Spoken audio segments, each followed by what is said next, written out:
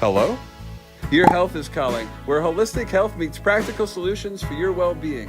With your host, speaker, New York Times bestselling author, Sue Kostyk, a seasoned holistic health practitioner and longevity coach. Join Sue each week to embark on a journey to uncover the root causes of your health concerns. Through a personalized approach, learn how to decode the messages your body is sending and craft natural protocols to address them. Call in live at 888-994-4995 Studio A. Hello and welcome to Hello, Your Health is Calling. I'm Sue Kostyk. I'm an integrative health practitioner. And in integrative health, what that means is we combine nutrition, traditional Chinese medicine, herbology, and ancient Ayurvedic medicine to uncover the root cause of what is ailing you. And it's really a matter of uncovering the reasons why, also called root cause, of the reasons why you're having the symptoms that you're having. And those could range from just all of a sudden your sleep is not the same as it used to be, or you're having digestive issues that you've never had, or you seem to like just not have the high energy, or you're very low mood. Some of those things are just kind of subtly creeping into your life, and it's really necessary to dig in and uncover the reasons why those are happening and not necessarily putting a band-aid on the symptom so that you're not experiencing them. We want to make them go away. So in integrative health, we really rely on deep dive functional lab testing, which are very simple and sent to your home, and then we figure out what's going on. Taking a look at blood work, urine, your saliva, just to really uncover what is going on.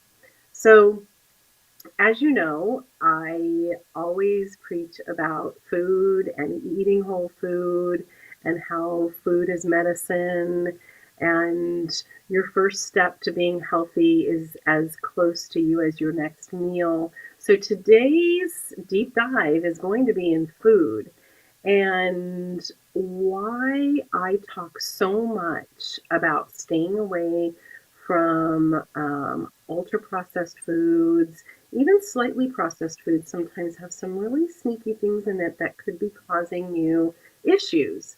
And when I start to work with people who are suffering from some hormone dysfunction or autoimmune issues, the first thing that we really examine is the food that you're eating, because your gut is your microbiome. It's the central intelligence part of your body that talks to your brain. So, food is the first step that goes into figuring out what's going on with your symptoms. And, I hear over and over again, I grew up eating this and I'm okay. Well, the food of yesterday, of my era when I was growing up, is not the same. Even let's take 10 years ago, food is not the same as it was back then. It's full of additives, it's full of emulsifiers, it's full of things that keep it on the shelf for a long time. You can walk down the aisle and reach for things that have been around for decades. And if you will notice and start to read your labels, you're going to find that there's some things in your food that you ate 10 years ago that weren't in them then. That makes sense. They weren't around back then. And what the food industry has done is it has made our ultra processed foods very tantalizing, very colorful, tasty, addictive, and it's all through the use of chemicals just to create this kind of an addictive environment within the food so that we want to keep eating it. And we'll see names like sodium benzoate, we'll see names like monosodium glutamate, we'll see aspartame. Those are just examples. The list is very long, and If you want to pursue this further than from what's going on today, then please get in touch with me at support@helloyourhealthiscalling.com. Shoot me an email. I have a list of additives, preservatives, emulsifiers, things that are known to cause cancer, um, but they're still in our food. And a lot of times, because it is on the shelf, we think it's okay and we think it's safe. But day in and day out, when we're consuming these things, it's becoming increasingly more difficult for our bodies to detoxify from them. So, it's making them appealing, it's making them have a longer shelf life. And so, what we're going to do today is I'm going to throw up some slides in a minute about the foods of then and now and how they're different and how important it is to start to read your labels and start to understand that over time, consuming some of these things are going to cause long term health issues. And we're seeing a lot of this in our children now. We're seeing a lot of chronic disease creeping up in much younger generations than it used to be. A lot of these diseases would just start showing up in our 50s, 60s, 70s. And now we're seeing cases of colon cancer in kids. And, there is no shame because you don't know what you don't know. So, what I like to do on my podcast is bring this education forward so that you have the ability, you have, the tools that you can work with to make yourself and your family healthy again. And that's really why I started integrative health, because I was on a journey of health for my daughter and for myself. And so my biggest drawback is that I assume that people know what I know, and I apologize for that. And so that's why I want to bring these things to you, because you don't know what you don't know. Today is the first day of the rest of your life, so you can start stepping into just cleaning up your pantry. It's a simple step. I always say only eat things from the earth or the perimeter of the grocery store. But there's times when you need to go in and you need to get a snack for your kids, and you know it's there's no shame. But I want you to be educated and I want you to know what to do. So we're going to just start comparing some common items of what the ingredients were even 10, 20 years ago and what they are now. So we're going to start with the first one, and it's Gatorade. Gatorade is the universal electrolyte drink. It's what the athletes do. It's promoted all over the media as the best electrolyte drink for you, for athletes, for kids, when you're doing sports. So, as a very basic comparison, the very first thing I always look at is what it's in.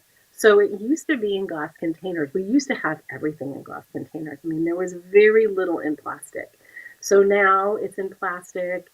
You've got the plastic seeping out into the liquid. That is, one of the number one things, the problem with plastic. So a lot of times I tell people buy things in bottles or get something that you can use a glass container with. The Gatorade of before, the Gatorade of my day was water, sugar, salt, potassium, and lemon juice. I tell my clients that the best natural Gatorade that they could have is filtered water, salt, real salt, not iodized salt, and lemon juice. So the only thing missing is the potassium, which you're getting from the lemon juice anyway. So that was the Gatorade when it was initially made. Now look at it. Look at the ingredients. It's the second ingredient is sugar. Well, there's second ingredient in the other one is sugar too, so I can't say that. But then you've got a second sugar. You've got dextrose, and you've got monopotassium phosphate. You've got modified food starch, which is another form of sugar. You have natural flavorings, which are usually genetically modified, full of toxins. You've got red dye. You've got all sorts of things that you do not want in your body. And so let's scientifically, for just a moment, talk about when you are, let's just say you get done with any kind of athletic process. You know, you've gone for a run, you've just gone and worked out, you've just got off the football field, anything, and you drink a Gatorade from today, your body has to work so much harder to try to filter out all those things that it is not compatible with. So, keeping it simple, you know, doing the natural Gatorade, just water, salt, and lemon juice, is going to do you so much better than introducing all of these foreign objects or chemicals into your body. So, there are also other electrolyte things that you can purchase to add to your water. And I have them listed, I believe, on my website at symmetryhealthandwellness.com. You can go and take a look at that, or just again get in touch with me, support at helloyourhealthiscalling.com, and I can get you some of those. So the second thing is our beloved peanut butter. You know, peanut butter, it's a staple. It's one of those things that you throw together a quick peanut butter and jelly sandwich, and it's easy, it's quick, it's tasty. But again, let's take a look again at the containers. It was always in glass. Now it's in plastic, which again seeps the plastics. You find microplastics in the peanut butter. Um, and it was three ingredients. It was peanut, salt, and sugar. That was it. And you can still find nut butters that are just plain and simple nuts, salt, and sugar. And sometimes you can find them without sugar, which I recommend because you don't need a sweet peanut butter. I think when you want peanut butter, you kind of want that salty, savory thing. So now we're looking at peanut butters on the shelf, and they have got vegetable oils, and they're hydrogenated vegetable oils. If you did not know, a peanut is a fat. If you grind it up, it doesn't need extra oil. So what is happening? Why are we putting hydrogenated vegetable oils and bad seed oils? Because they extend the shelf life.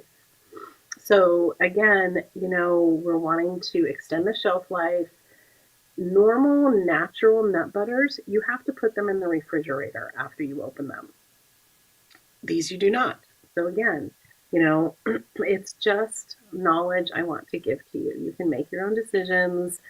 If you're doing a peanut butter and jelly sandwich, I don't have a slide for jellies, but you want to have a fruit spread. You don't want to have a jelly or something that is, pretty much just sugar and modified food starch and corn syrup and things like that. You want fruit that maybe has some sugar in it for sweetness, and that's it. And you can find it. They are right next to the other jellies. So we've just kind of been, indoctrinated, and over time, we just didn't realize that, it used to be that jams and jellies were just fruit and sugar. And now, again, we've just added all sorts of things. So it is possible to have a healthy peanut butter and jelly sandwich. So the next one we're going to talk about is going to be ketchup, which ketchup, when we started out, it was in glass. Now it's in plastic again.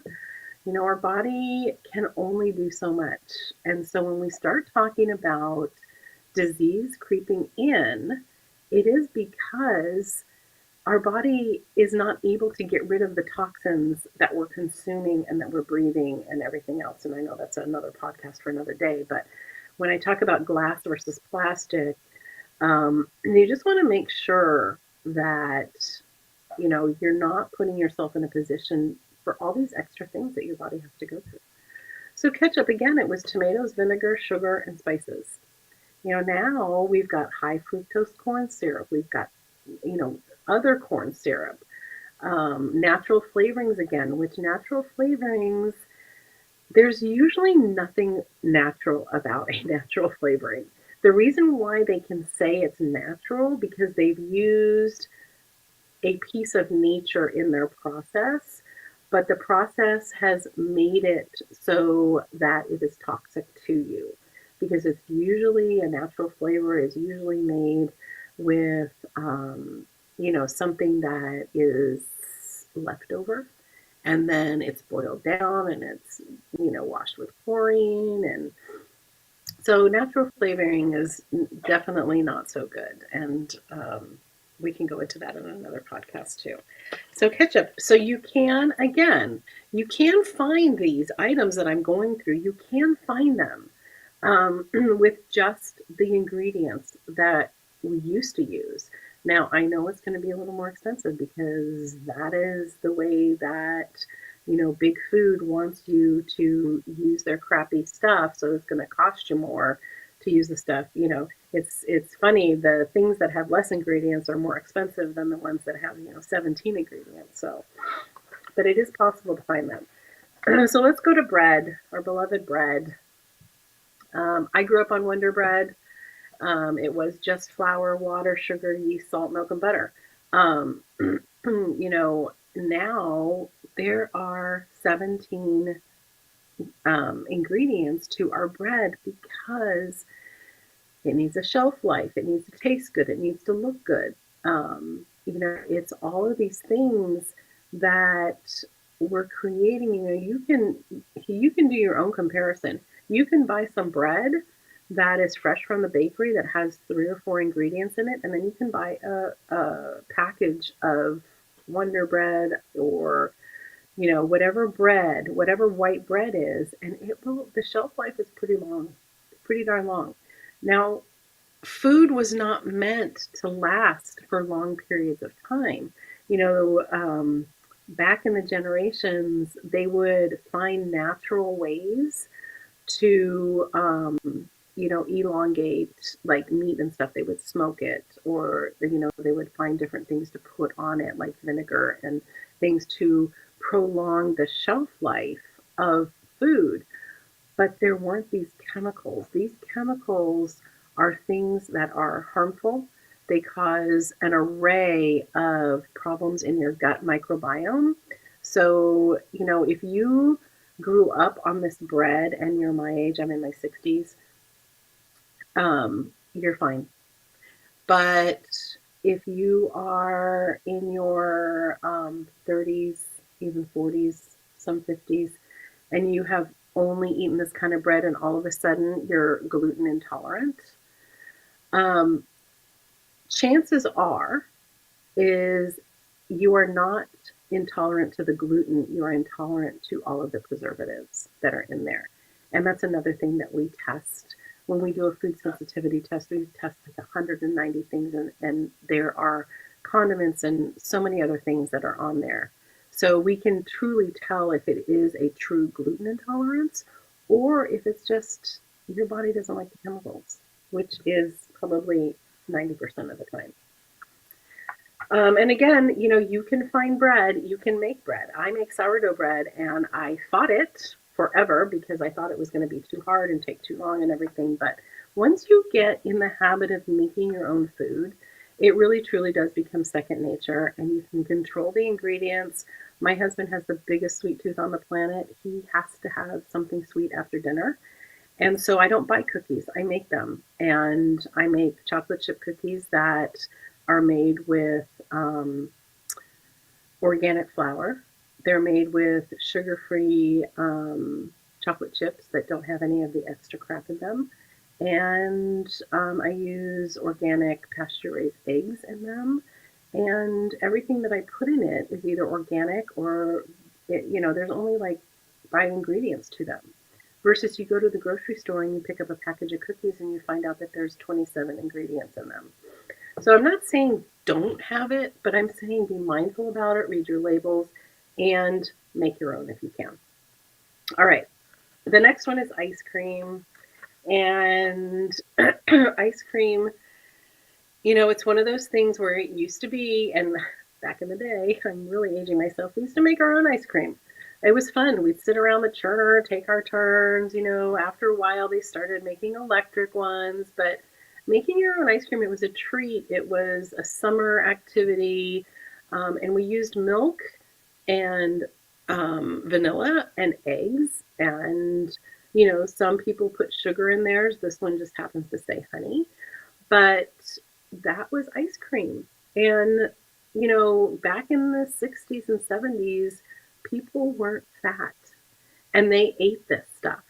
You know, the obesity rates are just sky high, and obesity is also a symptom of your microbiome being disrupted because it can't get rid of this stuff. So, what does it do? It stores it in fat because fat is the safest place for a toxin. So, again, that's for another podcast too. But I am happy to discuss any of this with anybody. Shoot me an email, support at helloyourhealthiscalling.com. You know, so this just happens to be Ben and Jerry's, and I'm not picking on anybody in particular because most of the ice creams are the same. They do have sugar, um, eggs, vanilla, but what they're adding into it is these gums. And sadly, these gums are, you know, carrageenan has actually been linked to several types of cancers. And carrageenan is extracted from seaweed. So wouldn't you think that would be fine? Seaweed, you know, it's from the sea, from the ocean. But what happens is when they take the carrageenan, they're processing it to a point where they've cleaned it with chlorine, they've processed it under high heat, you know, all these things that make it very toxic. And gar gum is not good for you either. It's a thickener and it also disrupts your microbiome. So why are they putting it in it? Again, it makes it creamier, it makes it a little bit more addictive, and it makes it last longer. So you can find ice cream that is only the natural ingredients. And the one that I always tell people if they want to have ice cream, buy Haagen-Dazs. It is one of the only ones that I have found that truly only has 3 or 4 ingredients to it. So that's my PSA: is if you want to eat ice cream, eat Haagen-Dazs. So let's go on to crackers. You know, I grew up on Ritz crackers, and I'll never forget the commercial. Everything's better when it sits on Ritz. So, but again, it was different. It was just a few ingredients, and they're all natural ingredients that come from the earth. And even the shortening. You know, I look at the grocery store shelves and you see shortening, and it's not the shortening of back in the day. It is now highly ultra processed gunk.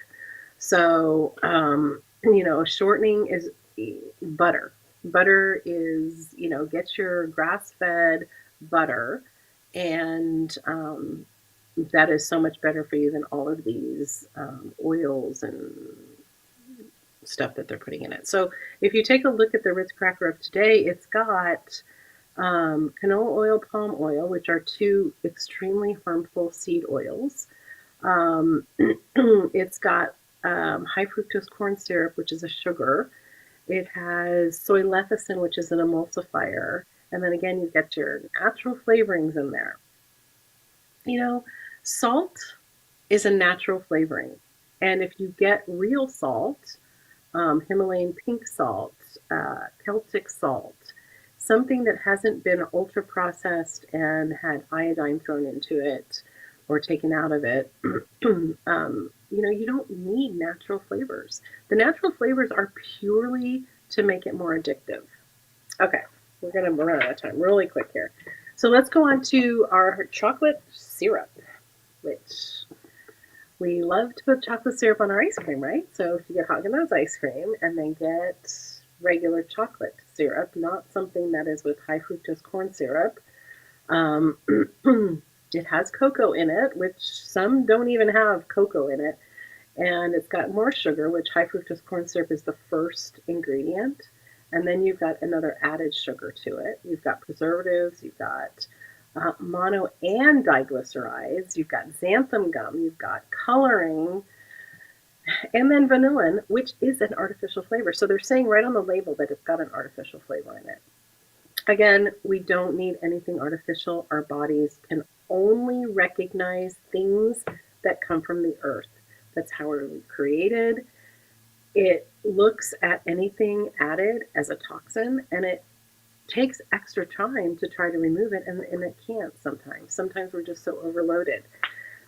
So let's go to our milk. Milk is another one of those things, and so many people milk bad. Um, Milk, as it was intended, was a very healthy product. Um, it has now been pasteurized, it has been grain fed, then it's been homogenized, and then they're adding synthetic vitamins to it. It's not even a vitamin that's made from the earth, it's a synthetic vitamin. So we're going to waste all this stuff out. And so milk has been very demonized. Again, when you drink this kind of highly processed milk over and over again, then all of a sudden you're lactose intolerant. So again, you're probably intolerant to the chemicals. I was never a fan of low fat, non fat. Why even drink milk? The process to make things low fat and non fat is just basically, excuse my French, a chemical shit show. I mean, honestly. So you don't have to drink milk, but if you're going to use milk, then use a whole milk. And you can now buy raw milk, but just watch the label. If you're uncomfortable with raw milk, look at your labels. Make sure there's nothing added to it. Make sure it's just milk. And again, of course, organic and grass-fed is going to be your best option. Let's go on to our butter. So our poor butter has been so demonized. I will never forget. I truly remember when margarine was introduced, and the American Heart Association said butter is bad. You need to do margarine now. And what has happened is over the course of the years, we've switched away from butter, which is just cream and salt, and we've introduced plant-based items that are full of bad seed oils. Some of them have, again, the natural flavorings to make it taste like butter. It truly, truly is something that is not helping your health at all. And, there's always some dietary things, and I'm not saying that this is for everybody, but what I'm saying is for the major population, you are far better off just buying the butter. Grass-fed, pasture-raised, cow's milk butter. All of these plant-based things are harming your gut microbiome because your body, again, it cannot get rid of a lot of these toxins that you're giving it with all of these seed oils. Okay, so French fries, my favorite food on the planet. Fun fact about me, I love French fries. I actually love potatoes. I have never met a potato I don't like. Any way you fix them, but French fries, I don't know what it is, but there's just something about a French fry. So I'm not attacking McDonald's. I know it says McDonald's, so don't come after me. But what I am attacking is the ingredients. So French fries, if you think about it, my mom used to make homemade French fries when I was growing up. So you'd cut up potatoes, you'd put them in the oil, you'd throw some salt on them, and they were delicious. So now for some reason, we are not using fat anymore. We're not using the beef tallow. We're using hydrogenated vegetable seed oils, which are just full of toxins, and the process to make them is bad. Canola oil, corn oil, they are highly sprayed with pesticides, and they are genetically modified to withstand the pesticide so that, when the pesticide is sprayed on them, they're really hardy and they won't die. They've got sugar on them in the form of dextrose and then coloring, natural beef flavor. So why not just cook them in beef fat? Why throw in some flavoring? So this is, again, knowledge. Knowledge is power. And, if you go to a fast food restaurant and eat a French fry every now and then, you're not going to die. But what I'm saying is over time, all of these things are going to start causing issues. And again, it's not that your body's messing up. It's really not. It's just sending you a signal that there's issues. So, when you eat processed food, your body has to process through all this. And so you just thought you were eating a French fry, but what you're eating is, you're eating dyes and emulsifiers and colors and bleaches and, all sorts of preservatives and stabilizers. And it's not just food. This next slide you might want to take a screenshot of because MSG is one of the biggest villains as far as I'm concerned. And there are different names. And so, when I was first learning about all this, I kind of just put this in my purse. And when you start to read your labels and understand what the hidden names are, then you can it just gives you knowledge and power. And the next slide as well, I talk about oils, and you may want to take a screenshot of this too, or you can always get in touch with me and I'll send it to you. But these are what is good to use, and then the oils to stay away from. Even if it's organic canola oil, I would stay away from it. It's so much better. People throw an organic label on it. They pay a ton of money to have an organic label, but it still is going to be a crop. Canola oil is corn oil. It's going to be a crop that is from the earth that has been oversprayed with pesticides. So those are the good and bad, good, bad, and the ugly, and we have just gotten out of time. So if you would like more info, please email me, support@helloyourhealthiscalling.com. My website, symmetryhealthandwellness.com. You can schedule a complimentary discovery call. But if you want to get started, the very best place to start is go to it'saboutyourgut.com, grab the anti-inflammatory food list, and once you do that, then you'll start getting some newsletters from me. And I talk about all different things on my newsletters, but it's always about food and health and all that good stuff. So I know that this one is probably a little harder because you don't know what you don't know, and there's going to be some moms out there, they're like, oh my gosh, I've been feeding my kids this but again, today is the first day of the rest of your life, so just move forward. Your health is not a hobby. We are responsible, if you're a parent, we're responsible for our children's health, so gaining this kind of knowledge is just going to make you better, and it's going to help you, it's going to help your family, your loved ones. So if your health is calling, please answer. And remember that, again, your health is not a hobby. And if you've got some symptoms, let's figure them out. Thanks for watching. Thank you for tuning in to another empowering episode of Hello, Your Health is Calling with Sue Kostyk. Remember, your health journey is ongoing, and we're here to support you every step of the way. If you have any questions, insights, or stories to share, don't hesitate to reach out.